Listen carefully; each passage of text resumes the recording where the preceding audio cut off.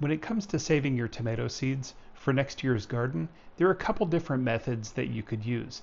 Now, some people ascribe to one method over the other as being the best or better option.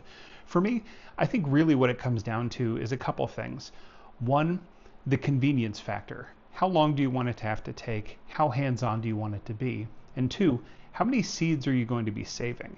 If you're going to be saving a lot of seeds, you might find that there's one method that's better. If you're going to save just a few seeds, you might find that the other method is better. I've used multiple methods, and I find that at the end of the day, if I'm growing tomatoes next year, that's what counts. And today, I'll talk you through probably the two most popular methods, and then there will be a third that might be a little bit of a surprise to you.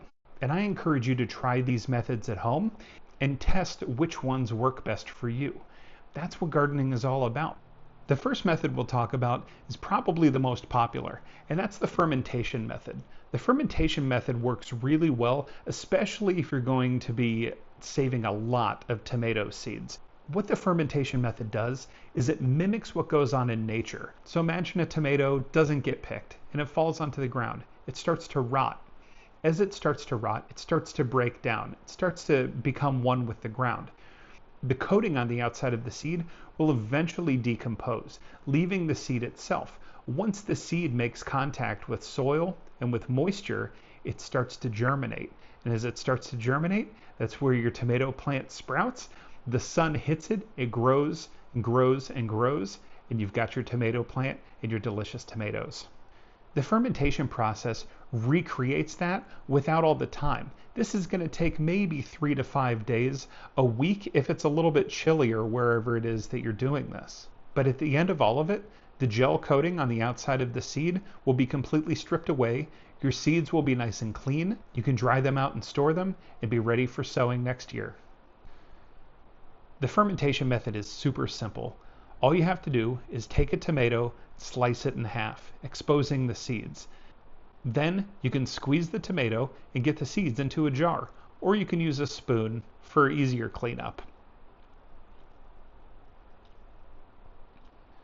Fill the jar with about a half cup or so of warm water, and then cover with cheesecloth, a paper towel, kitchen towel, something that's going to keep the bugs out, but is going to still let air in and out of the jar. Remember, we're fermenting things here, so there's going to be a buildup of gas. You don't want your jar to be airtight while this is happening. Check your jar probably a couple times a day. Just take a peek, see how it's going. You probably won't see much of a change in the first 24 hours or so, but you might start to see kind of a weird substance. It might start to look a little cloudy and even get a little bit moldy on the surface. Now that's okay. That's actually what you're looking for, because what you will also notice is that the gel around the seeds is starting to break down. You'll start to see that some seeds are sinking to the bottom of the jar. And the gel and the other substances that were attached to the seed are floating to the surface. This is great because it shows that things are cleaning off. It shows that you're getting close to be able to fully harvest these seeds, dry them, and store them for next year. To test when they're ready, remove the covering that you had on the lid, and then add a little bit more water. Now is the time to secure a lid on top of the jar because you're going to shake vigorously. And as you shake, it'll knock anything remaining off of the seeds. And that stuff will float to the top, and your seeds that are viable will sink to the bottom. Skim the stuff off the top, change out the water, and shake it up again. Keep doing this until the water runs clear. It'll probably take a few shakes and a few refills of water before all that's left in the jar is just water and seeds. And once all of the non-seed material is out of the jar, you can then pour the seeds into a wire mesh sieve and give it a good rinse, really making sure that all of the pulp is gone. But by this time, there shouldn't be anything sticking to the seeds anymore because the fermentation process has done its job and really separated things nicely for you. Now, some of the tried and true benefits of the fermentation method is 1, it helps to break down the gel layer around the seed. 2, it also reduces the risk of disease. There can be some unwanted bacteria and fungi, that hitch a ride on your tomato seeds. And you want to be careful about not transplanting that into your garden. What the fermentation process does is it helps break down that bacteria and that fungi, helps you truly clean your seeds. So then once they're dried off, once they're stored away, you can be confident that when you use them next season, they're not going to be carrying anything unwanted. Another thing that the fermentation process can do is it can help improve both seed viability and germination rates. Because you're cleaning the seed so well, because you're getting bacteria and fungi off of the seed, you're drying it out properly, and then you're storing it well, you can have confidence that next year, when you put it in the soil, it's going to germinate at a pretty high percentage. Another great thing about the fermentation method is if you're going to share your seeds, you know that your seeds are clean. So you're not going to be swapping bacteria and fungi from your garden to someone else's garden. You'll have clean seeds that you can share with others and be confident that you're not introducing anything unwanted to their garden. And finally, another thing with the fermentation process is that it actually helps prevent your seeds from clumping. Seeds, when you harvest them, are pretty slimy. Again, they're covered with a sack of gel. And that gel, if there's any left, it can get sticky and the seeds can stick to each other. What you don't want to happen is you don't want to store your seeds away and then find that they were clumped together, find that moisture made its way in between the seeds, started to rot things out, because that's going to hurt the viability and germination rates of your seeds. After rinsing, lay the seeds out onto something that's going to wick away moisture. A kitchen towel will work, an uncoated paper plate, or I use paper towels. Now, some people will say that paper towels aren't ideal because the seeds can end up sticking to them. I actually don't have much of a problem with that. I have two examples here of my black strawberry and my brandywine tomatoes that I harvested seeds from. They went onto paper towels and they come off just fine. I find that it's not really that big of a deal, but if you want to be extra careful to make sure that you're not harming the seed, then you can always put it on something like a paper plate or on a kitchen towel to dry.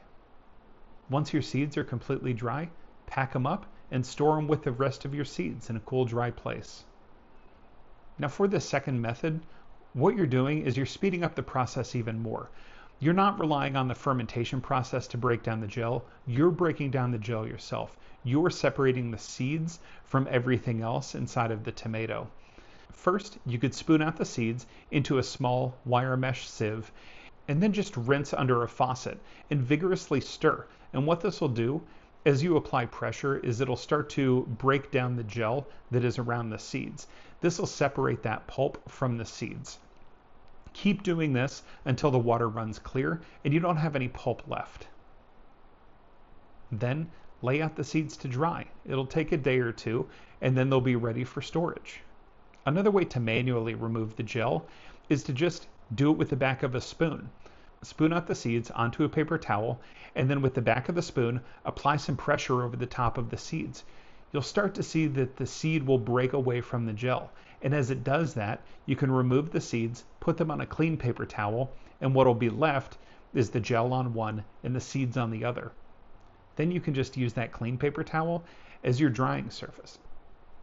Once that separation is complete, you can always put the seeds into a mesh sieve and continue to rinse, making sure that you're removing all of the pulp. And once you're done rinsing, lay the seeds out to dry, and you're good to go. The second method is the one that I probably use most because I'm not really saving tons of seeds. What I do is I make sure that I save seeds every year from the tomatoes that I want to grow the next year. And in doing so, I know that I'm not going to have 50, 100, 500 tomato plants. I really only need the seeds from 1, maybe 2 tomatoes in order to feel confident that I'm going to get what I need for next year. One key thing to remember when you're saving your tomato seeds is to save seeds from only open pollinated varieties. Your heirloom tomatoes are true to seed, and you can make sure that the plants that you're growing next year are exact replicas of their parent plant. When it comes to hybrid tomatoes, my advice is just to buy the seed packet. The reason hybrid tomatoes aren't great for seed saving is because they're a crossbreed of different varieties of tomatoes. So when you save those seeds from hybrids, you never really know what type of tomato you're going to be growing next year. And this last method might surprise you a little bit, but it's pretty intuitive once you think about it. If you're close enough to growing season, you can actually just take a tomato, cut it in half, bury it in a pot, and let the plants grow straight from the fruit. If all of last year's tomatoes are long gone, you could even try to do this with an organic heirloom tomato that you buy from the grocery store. Just slice it, put it in soil, cover it up, give it some water. It could take about 15 weeks before these plants are ready for prime time. So get them started earlier than you would if you were sowing seed. You might find that the germination rate isn't super high with this method. Nature can be super selective. And what you're doing when you employ this method is you're really leaving it up to nature. You may plant a tomato slice that has 10 or 15 seeds inside of it. That doesn't mean that you're necessarily going to grow 10 or 15 tomato plants at the end of the day. But I encourage you to give it a shot. Slice the tomato, put it in the pot, cover it with some soil, treat it nicely, and if you see some sprouting, make sure that you continue to nurture it. And as you nurture it, you may see some more plants. And once you get true leaves, you can start to separate these plants and you can pot them up on their own. And then you'll end up with tomato plants that you grew straight from a tomato. Just remember to use open pollinated heirloom varieties because you want to make sure that you know exactly what it is you're growing.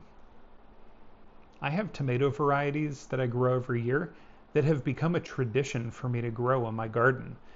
These seeds have been harvested from fruit that were grown from seeds that were harvested from fruit that were grown from seeds that were harvested from fruit from plants that I planted years and years ago. And that's the great thing about seed saving.